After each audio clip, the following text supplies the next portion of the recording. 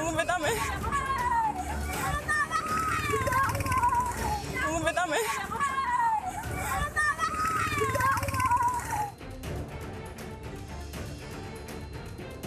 Gempa berkekuatan 6,1 magnitudo mengguncang Pulau Seram dan Kabupaten Maluku Tengah, Maluku.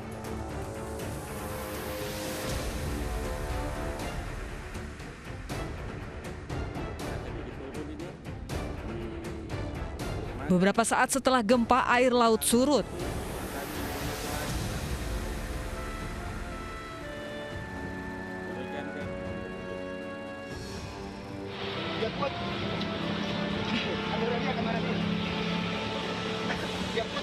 Tidak lama kemudian air laut kembali naik.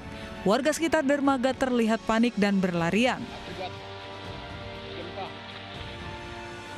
Kapal-kapal nelayan yang berada di dermaga terombang-ambing oleh ombak yang kembali menerjang.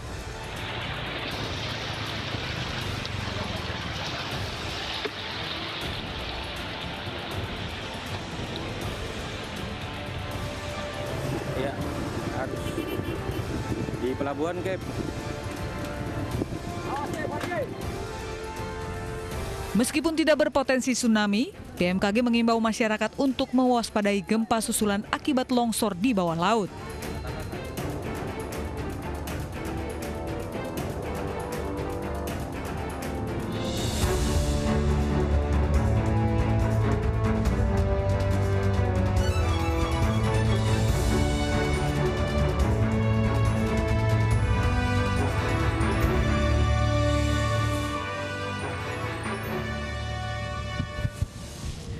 Halo, selamat malam pemirsa, kita berjumpa di iNewsroom, ruang memperbarui informasi Anda dengan diskusi yang komprehensif bersama saya Anissa Dasuki.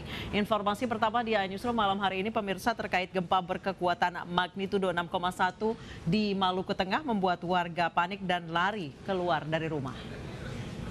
Lari ke sana sudah, iya lari ke sana, naik.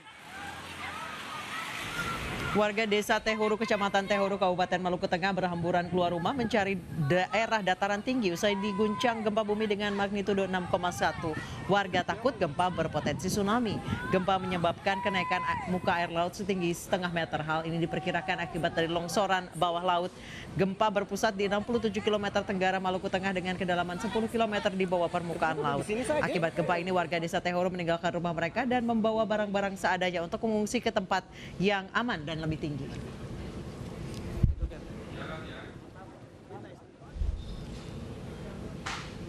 Dan pemirsa, untuk informasi lebih lanjut terkait gempa yang mengguncang di Maluku Tengah, kita sudah bergabung dengan Bapak Daryono, Kepala Mitigasi Gempa Bumi dan Tsunami BMKG. Selamat malam Pak Daryono. Selamat malam Pak Daryono. Ya, selamat malam, Mbak. Baik, Pak Daryono, sejauh ini seperti apa pantauan dan observasi BMKG terkait gempa magnitudo 6,1 di Maluku Tengah, Pak? Iya, sekarang situasi sudah kondusif dan kita sudah memonitor telah terjadi sebanyak 16 gempa susulan hingga pukul 16.30 tadi. Dan ini tampaknya memang kekuatannya semakin melemah, Mbak, sehingga harapan kita situasi akan kembali normal, Mbak. Baik, dikatakan gempa ini berpotensi tsunami karena adanya longsoran bawah laut. Banyak warga yang khawatir kalau gempa susulan terjadi terus-menerus. Tadi Bapak menyebutkan sudah 16 kali akan terjadi tsunami, Pak. Jadi yang benar itu gempa ini tidak berpotensi tsunami. Jadi hasil pemodelan kita, gempa ini berkekuatan 6,0, ini hasil update ya. Dan kita generate modeling, sebenarnya gempa ini tidak berpotensi tsunami, tetapi gempa ini karena dangkal dan berpusat di laut, sehingga gempa 6,0 itu memicu terjadinya longsoran dasar laut yang kemudian mengganggu kolom air laut dan itu akhirnya menimbulkan tsunami kecil yang terpantau dalam stasiun tide gate, stasiun monitor. Baik, jadi artinya kenaikan gelombang sampai 1,5 meter itu juga tsunami ya Pak ya? sebenarnya disebut tsunami, tapi tsunami longsor ya. Jadi Palu itu tsunami longsor. Baik, berarti warga diimbau jangan panik ya Pak ya, karena memang sudah lewat kenaikan kolom air laut. Terima kasih Pak Daryono, Kepala Mitigasi Gempa Bumi dan Tsunami BMKG. Dan pemirsa Newsroom akan kembali usai kumandang azan maghrib untuk wilayah DKI Jakarta dan sekitarnya.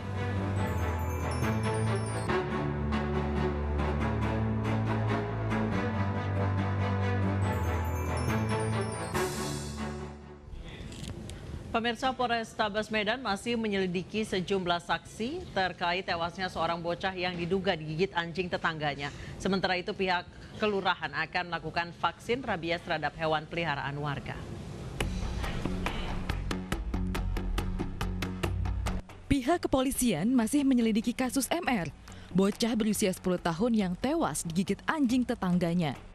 Sementara itu, anjing yang menggigit korban telah diamankan petugas. Sejumlah saksi pun masih diperiksa untuk dimintai keterangan. Belum ada pemeriksaan, masih penyelidikan. Sementara permintaan keterangan dari saksi-saksi di lapangan. Yang diamankan ada? Belum ada, hanya anjingnya kami amankan untuk dilakukan pemeriksaan apakah mengidap penyakit berbahaya ataupun virus-virus berbahaya.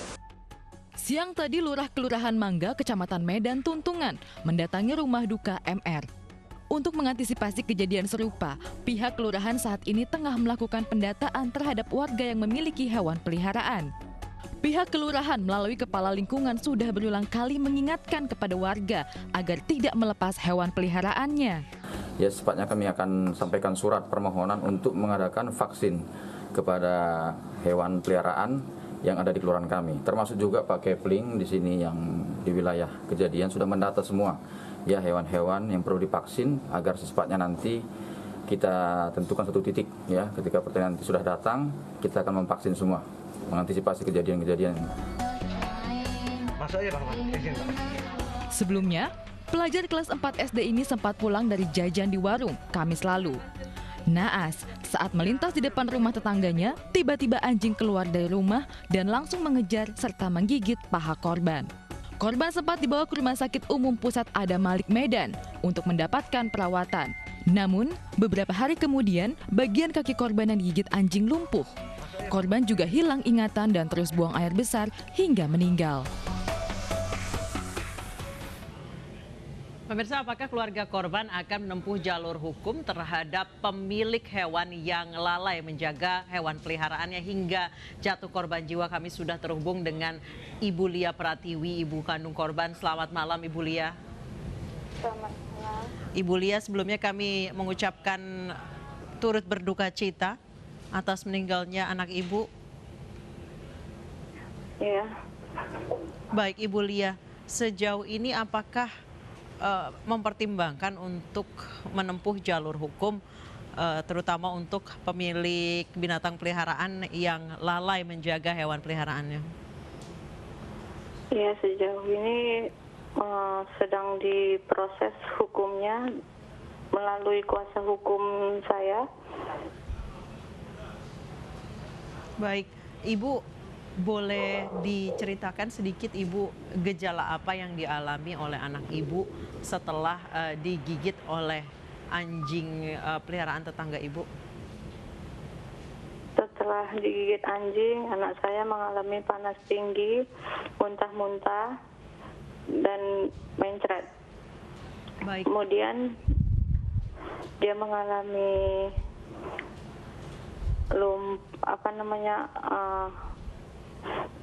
menjulur-julurkan lidah, terus dia seperti lumpuh dan badannya kaku. Baik, Ibu Lia, mohon maaf, apakah bekas luka dari gigitan hewan peliharaan itu ada terindikasi rabies, Ibu? Sepertinya ada. Sudah diperiksa dari dokter, Ibu? Kalau dokter mengatakan belum. Belum ya, Ibu? Ada. Baik, Ibu apakah sudah berdialog atau berbicara dengan pemilik hewan peliharaan? kita sudah berbicara dengan pemilik hewan, tapi belum ada tanggapan sampai sekarang. Baik, jadi Ibu sudah membuka ruang dialog namun tidak ditanggapi oleh pemilik hewan ya? Iya. Baik, sejauh ini apakah ada aparat yang menyelidiki kasus ini, Ibu? Kalau penyelidikan aparat, saya kurang tahu, masalahnya semuanya diatur sama, saya serahkan sama kuasa hukum saya. Kemudian tanggapan dari pemilik hewan sendiri sampai saat ini belum ada permintaan maaf, Ibu? Belum ada, sampai saat ini belum ada permintaan maafnya. Baik, sejauh ini apa upaya komunikasi yang Ibu lakukan dengan pemilik hewan? Kita udah coba mendatangi dengan pemilik hewan, namun belum ada tanggapan, dan saat ini rumah pemilik hewan kosong. Jadi kita tidak bisa bertemu lagi. Baik, apakah Ibu mengenal pemilik rumah ini, Bu? Saya tidak mengenal dengan pemilik rumahnya. Baik, lokasi rumahnya dekat dengan Ibu? Kurang lebih sekitar 10 rumah dari rumah saya. Baik, Ibu, sejauh ini yang Ibu tahu dan Ibu pahami, apa alasan dari pemilik hewan peliharaan ini hingga akhirnya hewan peliharaannya bisa kabur dan mohon maaf menggigit anak Ibu? Hewan peliharaannya itu kabur saat gerbang pintu rumah terbuka. Baik, hanya itu dan belum ada permintaan maaf ya Ibu sama sekali ya? Iya. Baik, terima kasih Ibu Lia Pratiwi mau berbagi dengan kami di iNewsroom. Sekali lagi kami turut berduka cita atas meninggalnya anak Ibu. Terima kasih Ibu Lia. Pemirsa, usai jeda diskon besar-besaran vonis terhadap bekas jaksa Pinangki menuai polemik. Jangan kemana-mana, kami akan perbarui informasi Anda setelah jeda berikut ini.